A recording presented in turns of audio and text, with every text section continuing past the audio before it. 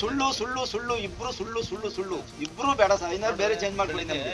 ತುರುವೇಕೆರೆ ತಾಲೂಕಿನ ಸೀಗೆಹಳ್ಳಿ ಬಳಿ ಇರೋ ಚೆಟ್ಟನಹಳ್ಳಿಯ ಶ್ರೀ ಹನುಮಂತರಾಯ ಸ್ವಾಮಿ ಮತ್ತು ನರಸಿಂಹಸ್ವಾಮಿ ದೇವಾಲಯದಲ್ಲಿ ಪೂಜೆ ಮಾಡದ ಇಬ್ಬರು ಪೂಜಾರಿಗಳನ್ನ ತಹಶೀಲ್ದಾರ್ ಕುಯಿ ಅಹಮದ್ ಅಮಾನತು ಮಾಡಿದ್ದಾರೆ. ಚಟ್ಟನಹಳ್ಳಿಯ ಹನುಮಂತರಾಯ ಸ್ವಾಮಿ ದೇವಾಲಯದ ಪೂಜಾರಿ ವೆಂಕಟೇಶ್ ನಿತ್ಯ ದೇವರ ಪೂಜೆಯನ್ನ ಮಾಡದೆ ಚಟಗಳಿಗೆ ಬಲಿಯಾಗಿದ್ದು ಯಾವಾಗಲೂ ಅಮಲಿನಲ್ಲಿ ಇರ್ತಾರೆ ಅಂತ ಗ್ರಾಮಸ್ಥರು ಆರೋಪವನ್ನ ಮಾಡ್ತಿದ್ದಾರೆ. ಅಲ್ಲದೆ ದೇವರ ಹೆಸರಿಗೆ ಬಿಡಲಾಗಿದ್ದ ಸುಮಾರು 5.20 ಎಕರೆ ಜಮೀನನ್ನ ತಮ್ಮ ಕುಟುಂಬದ ಹೆಸರಿನಲ್ಲಿ ಮಾಡಿಕೊಂಡು ಜಮೀನಿನ ಬಹುಭಾಗವನ್ನ ಪರಬಾರೆ ಮಾಡಿದ್ದಾರೆ ಎಂದು ಗ್ರಾಮಸ್ಥರು ಆರೋಪ ಮಾಡಿದ್ರು.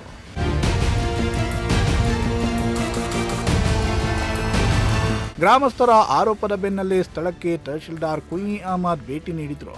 ಈ ವೇಳೆ ಅರ್ಚಕ ವೆಂಕಟೇಶ್ ಅಮಲಿನಲ್ಲಿ ಇದ್ದುದನ್ನ ಕಣ್ಣಾರೆ ಕಂಡ್ರು. ಕೂಡಲೇ ಆತನನ್ನ ಸರ್ಕಾರಿ ಆಸ್ಪತ್ರೆಯಲ್ಲಿ ತಪಾಸಣೆ ಮಾಡಿಸಿ ವರದಿ ಸಲ್ಲಿಸುವಂತೆ ತಹಶೀಲ್ದಾರ್ ಸಿಬ್ಬಂದಿಗೆ ಸೂಚನೆ ನೀಡಿದ್ರು.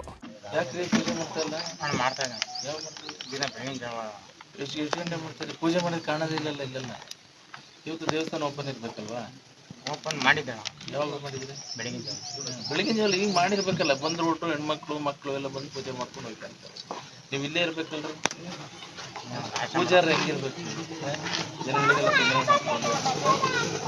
ಬಾರಲ್ಲಿ ಕುತ್ಕೊಂಡು ತಿರ್ಗಾಡೋದು ಏನಪ್ಪ? ಏನು ಕೆಲಸ ಮಾಡಕ್ಕೆ ಇಂಟ್ರೆಸ್ಟ್ ಇಲ್ವಾ? ಏನು ಮತ್ತೆ ಇಡೀ ಊರವರಿಗೆಲ್ಲ ಸಮಸ್ಯೆ ಮಾಡ್ತಾ ಇದೆಯಲ್ಲಪ್ಪ. ಇನ್ನು ಇದೇ ಗ್ರಾಮದಲ್ಲಿರುವ ನರಸಿಂಹಸ್ವಾಮಿ ದೇವಾಲಯದ ಅರ್ಚಕ ಗಣೇಶ್ ಎಂಬುವರು ದೇವಸ್ಥಾನಕ್ಕೆ ಬಾರದೆ ದೇವರ ಪೂಜೆಯನ್ನು ಮಾಡದೆ ಬೆಂಗಳೂರಿನಲ್ಲಿ ವಾಸಿಸುತ್ತಿದ್ದಾರೆ.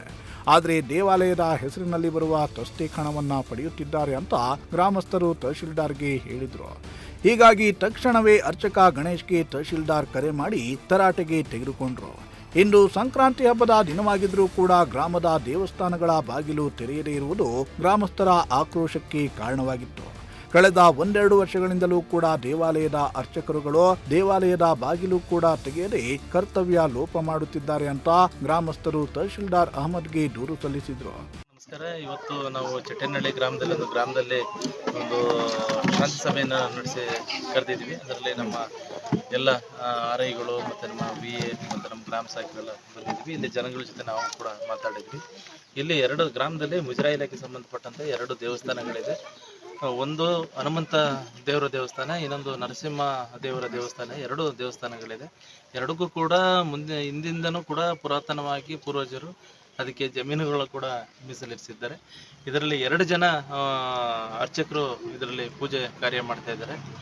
ಹಾಗಾಗಿ ಅವ್ರನ್ನ ನಾನು ಒಬ್ಬರು ಮಾತ್ರ ಬೆಂಗಳೂರಲ್ಲೇ ವಾಸ ಮಾಡ್ತಾ ಇದ್ದಾರೆ ಅಂತ ಕಾಯಂ ಆಗಿ, ಇನ್ನೊಬ್ರು ಇಲ್ಲೇ ಇದ್ದಾರೆ.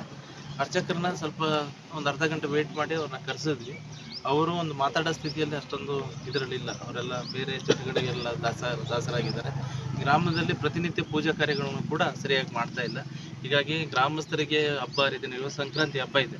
ಇವತ್ತು ಆ್ಯಕ್ಚುಲಿ ಬೆಳಗ್ಗೆಯಿಂದ ಪೂಜೆ ಮಾಡಿ ಎಲ್ಲ ಹೆಣ್ಮಕ್ಳು ತಾಯಂದಿರು ಎಲ್ಲ ಬಂದಿದ್ದಾರೆ, ಸಣ್ಣ ಮಕ್ಕಳು ಎಲ್ಲ ಕೂಡ ಇದ್ದಾರೆ. ಎಲ್ರಿಗೊಂದು ಸ್ವಲ್ಪ ಒಂದು ಬೇಸರದ ಸಂಗತಿ ಇದು.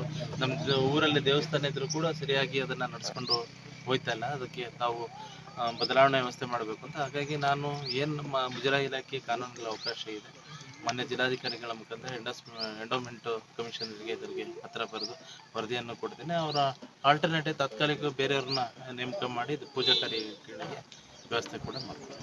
ಜಮೀನು ಬಗ್ಗೆ ನಾನು ಈಗಾಗಲೇ ಅವ್ರಿಗೆ ಗ್ರಾಮಸ್ಥರಿಗೆ ಹೇಳಿದ್ದೀನಿ. ಈಗ ಅದನ್ನು ನಮ್ಮ ಹಂತದಲ್ಲಿ ಯಾವುದೂ ಇಲ್ಲ ರದ್ದುಪಡಿಸುವಂತೆ. ಈಗಾಗಲೇ ಹಿಂದೆ ಭೂನ್ಯಾಯ ಮಂಡಳಿ ಮಂಜೂರಾಗಿರುವ ಜಮೀನಾಗಿರೋದ್ರಿಂದ ಅದನ್ನು ಸಕ್ಷಮ ಪ್ರಾಧಿಕಾರದಲ್ಲಿ ಅವ್ರ ಅಪ್ಲಿಕೇಶನ್ ಹಾಕ್ಕೊಂಡು ಅದಕ್ಕೆ ಸಂಬಂಧಪಟ್ಟ ದಾಖಲಾತಿಗಳನ್ನು ನಾನು ಒದಗಿಸ್ತೀನಿ. ಅದಕ್ಕೂ ವರದಿನೂ ಕೂಡ ನಮ್ಮ ಕಡೆಯಿಂದ ಕೊಡ್ತೀವಿ, ಕಂದಾಯ ಇಲಾಖೆ ಕಡೆಯಿಂದ. ಅದನ್ನು ರದ್ದುಪಡಿಸಿ ಅದನ್ನು ಸರ್ಕಾರದ ವಶಕ್ಕೆ ಪಡೆಯಲಿಕ್ಕೆ ಎಲ್ಲ ವ್ಯವಸ್ಥೆ ಮಾಡ್ತೀವಿ. ಗ್ರಾಮಸ್ಥರು ಇದಕ್ಕೆ ಸಹಕರಿಸಬೇಕು. ಈ ದೇವಾಲಯಕ್ಕೆ ಜಮೀನು ಬಿಟ್ಟರೆ ಬೇರೆ ಏನೂ ಆದಾಯ ಇಲ್ಲದಿರುವ ಹಿನ್ನೆಲೆಯಲ್ಲಿ ಯಾರೂ ಕೂಡ ಪೂಜೆ ಮಾಡಲು ಬರುತ್ತಿಲ್ಲ ಅಂತ ಗ್ರಾಮಸ್ಥರು ಕಳವಳವನ್ನ ವ್ಯಕ್ತಪಡಿಸಿದ್ರು. ಈ ವೇಳೆ ಗ್ರಾಮದ ಮುಖಂಡರು ಕೂಡ ಉಪಸ್ಥಿತರಿದ್ದರು. ನಾಗಭೂಷಣ್, ಪ್ರಜಾಶಕ್ತಿ ಟಿವಿ, ತುರುವೇಕೆರೆ. ಇಬ್ರು ಸುಳ್ಳು ಸುಳ್ಳು ಸುಳ್ಳು ಇಬ್ರು ಸುಳ್ಳು ಸುಳ್ಳು ಸುಳ್ಳು ಇಬ್ರು ಬೇಡ ಸರ್, ಐನಾರು ಬೇರೆ ಚೇಂಜ್ ಮಾಡ್ಕೊಳ್ಳಿ ನಮಗೆ.